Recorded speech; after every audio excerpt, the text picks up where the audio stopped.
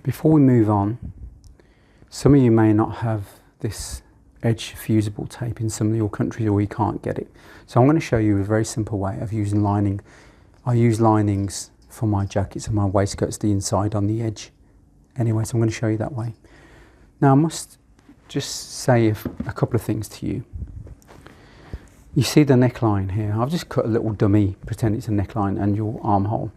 Now invariably necklines, because they go actually onto the bias areas, they're going to stretch, and invariably necklines, when you're doing a shirt, blouse or whatever, or a dress, you find your necklines increase by half an inch, 3/4 of an inch, an inch plus, and that's because no one really stabilises the neck. Also, it can happen on your armholes. Your armholes can gape, and you've got to stabilise your armholes as well, and I always do that for everything I make. Also, what I get a bit miffed with, a lot of sewers, they'll stay stitch, machine stay stitch in within a seam. That doesn't anything, it's a pointless exercise. They say it stops the stretching of the neckline or the armholes, whichever they're going to do, but it doesn't, because if you look at the mechanics of a sewing machine, especially normal lock stitch machines, the bottom layer of the feeder actually pulls through the fabric, so it's liable to actually stretch this.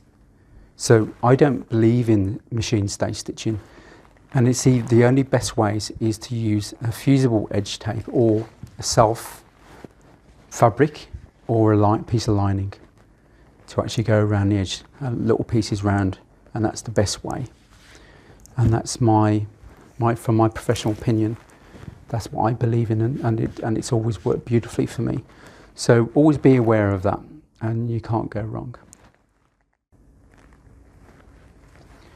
I was talking to you earlier on my previous segment about using edge tape, you know, the stabilising tape, the stay tape we call it, with the glue on the one side, the fusing little tape.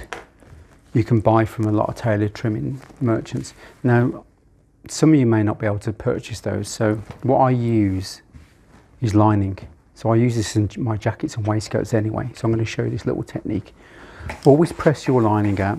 And also, it's very, very important, a lot of people don't realise, lining actually shrinks very, very badly. So if you're putting lining in your whatever garments you make, be aware that it can shrink, so always pre-shrink it. So I've got this old water bottle here, spray bottle. So always just spray your lining. It's going inside anyway, so you don't need to worry about it being marked. And then just dry press it. So you need to shrink the lining before you cut it. Very, very important. A lot of people fail to realise this. So there we go. Now we're going to cut a couple of pieces. I'm just going to cut one piece as a demonstration for you on the bias to follow the armhole and the neckline. Now some of you, so I'm just going to briefly talk, remember about our warp and our weft. So we've got our, I call them straight grain and a cross grain. Now your true bias is on the true 45-degree angle, and some of you probably got dresses and it stretches like that. So we're going to cut on the bias a couple of strips. So this, because this is scrap fabric, I'm not going to worry too much about the wastage of this. So we're going to do, because we're doing 1/2 centimetre seam around the neck, we only need, because it's inside anyway, it doesn't really matter. So we'll do about 1/2 centimetre or a centimetre, it doesn't really matter, to be quite honest. It'll be inside anyway. So I'm just going to cut just under 1 centimetre out. This is on the true bias now. Now I've shrunk the lining.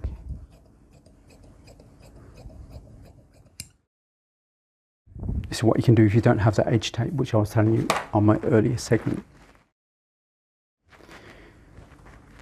Remember I was telling you about armholes. So I'm pretending this is an armhole. So just bring this out a little bit here. This would, if you haven't got your stay tape, remember this is on the wrong side. So if you haven't got the edge tape, you can use lining. And now I use lining in my jackets and my waistcoats, I make it anyway.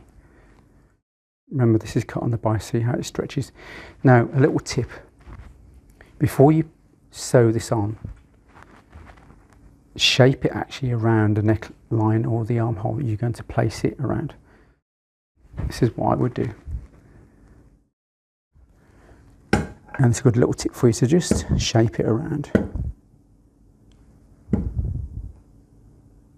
And you've already got your shape. And there you have it. So I'll just cut this off there. And then what you would do now, you would stitch this. Well, don't forget, you're going to be stitching 1/2 centimetre. So this is going to be caught. You're going to go on the edge of your foot. So you're going to sew on the edge. So you're not going to stitch 1/2 centimetre, because remember, you're going to be stitching your face in. That's going to turn over, or your bias binding that's going to turn over. So you don't want that full seam. So just stitch an edge, just an edge, you know, couple of mils. All you need is a couple of mils really. So it won't be a full 1/2 centimetre. You're going to be stitching 1/2 centimetre, but this is just to stabilise the armhole. So you just stitch a little edge stitch all the way around. So that's what you're going to be doing. And there you have it. And you do the same for your neckline. Now, on your zip, remember I was saying you've always got to stabilise your zip. We're going to pretend this is where you're going to place your zip. So you'd cut your lining, not on the bias, you'd cut it on the straight. Because this will stabilise, because remember this is cut on the straight anyway, you need to stabilise that. And if you cut a piece on the bias, that wouldn't stabilise it. So you cut where you're going to put on the centre back seam, or your side seams, always cut a straight piece out. So I'll just cut a straight piece from this lining. It's following that fold anyway. I'm not worried about the wastage of this, but I would if it was proper lining. So, because remember now, your seam of your zip, it varies. Remember the seam on my zip is 1.5 centimetres. So you would cut this 1.5 centimetres or whatever. If you've got a centimetre, you cut it a centimetre.